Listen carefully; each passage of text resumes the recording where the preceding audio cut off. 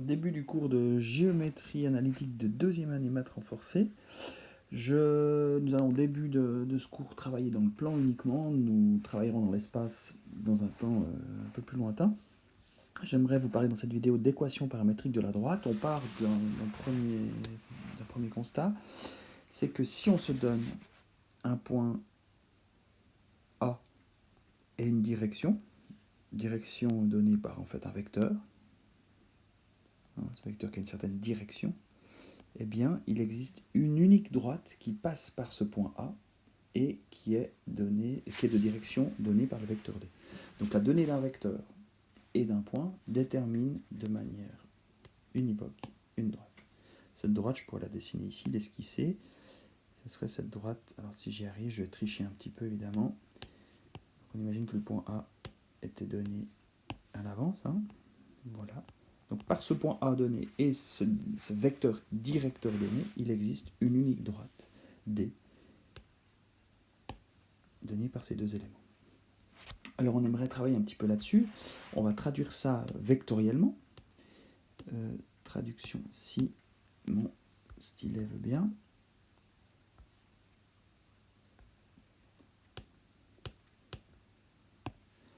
Voilà, pardon.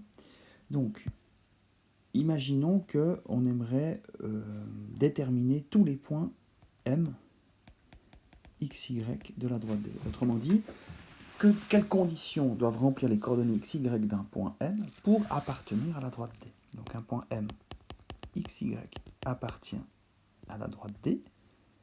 Dire ça, traduction vectorielle, c'est équivalent à dire que le vecteur AM et le vecteur D sont collinaires.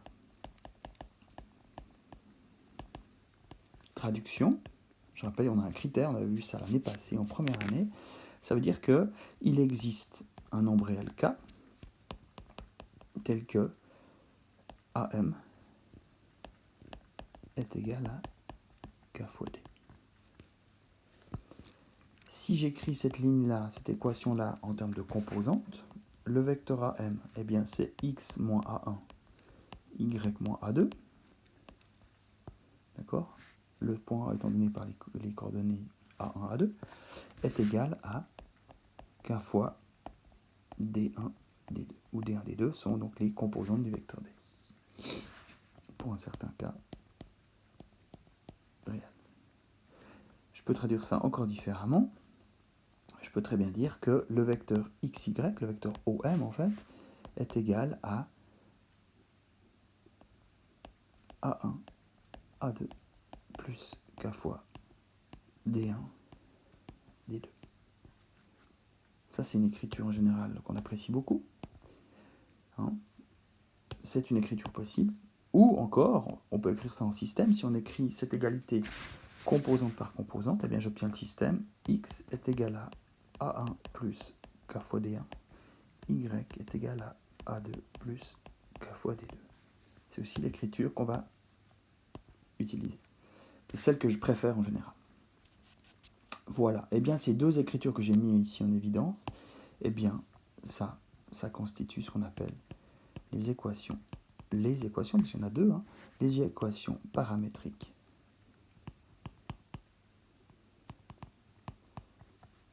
de la droite D passant, je vais être tout à fait complet, passant par le point A, A1, A2, et de direction, donné par le vecteur de direction D. J'abuse un tout petit peu du langage ici. Ok ? Donc finalement, ici, on détermine, en faisant, si vous voulez, bouger le nombre réel K, si K bouge, eh bien, XY bouge. Ça veut dire que, si je le dis encore différemment, quand K bouge, eh bien, le point M, lui, se déplace sur la droite, dessine la droite, si vous voulez. Voilà. Donc voilà pour les premiers éléments. On va les retrouver ici dans le polycopier, on met les choses en évidence. Donc le point de départ, c'est celui que j'ai donné ici, considérant la droite D donnée par le point A et le vecteur directeur D. Eh bien, tout le développement que je vous ai fait, c'est celui-là. Voilà, on dit ça. On dit ça. C'est ce qu'on appelle les équations paramétriques de la droite D. Voilà, premier élément de théorie. Donc vous avez ça dans votre polycopier, hein, c'est vraiment le tout début du cours. Alors on va prendre les exemples. On va prendre les exemples de la page 3. Premier exemple. Voilà, je l'installe ici. Déterminer l'équation paramétrique de la droite D passant par les points A de 1 et B 1, 4. Alors, je rappelle tout de suite que les ingrédients nécessaires pour parler d'équation paramétrique, c'est de connaître un point de la droite et un vecteur directeur. Alors, dans notre exemple, le point en fait, on nous en donne carrément deux, de 1 ou 1, 4. Alors, disons que c'est un choix que je dois faire.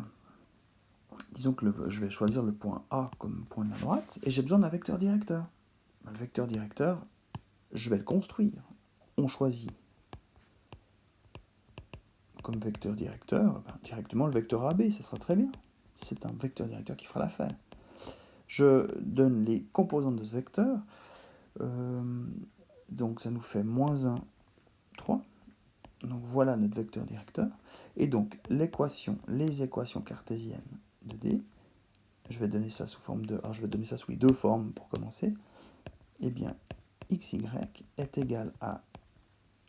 Donc je prends 2, 1. J'ai dit que je choisissais A comme point de la droite, et donc le vecteur OA de 1, plus k fois -1, 3. Voilà, ça répond à la question.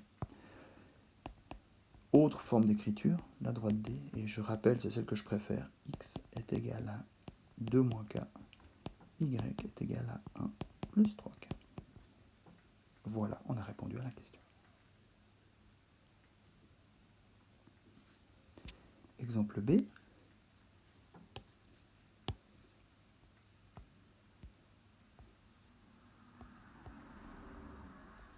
Alors c'est la continuité finalement de l'exemple A. Pardon, voilà. Est-ce que le point 5, 10 appartient à cette fameuse droite D? Donc la question qu'on se pose, c'est est-ce que je trouve, si j'explicite la question, existe-t-il une valeur de k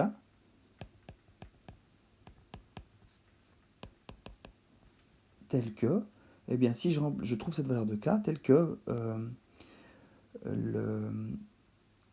5, 10 vérifie les équations, voilà, telle que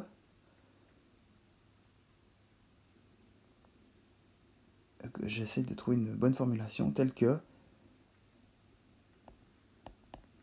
5, 10 vérifie l'équation de D. L'équation de D, les équations de D. Alors j'essaye. Eh bien, j'aimerais que 5, 10, je veux vérifier que 5, 10 fasse solution de l'équation. Est-ce que je trouve une valeur de k telle que le vecteur 5, 10 est égal au vecteur 2, 1 plus k fois le vecteur -1, 3. C'est la question.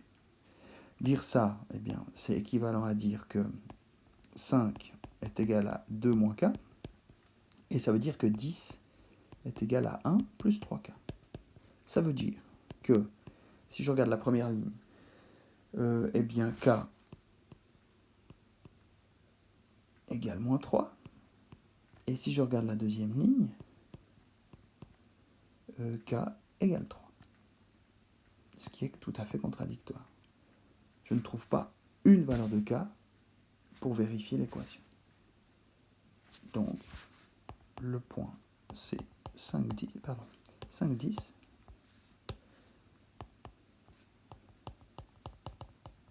n'est pas un point de D. Voilà pour l'exemple B de la page 3.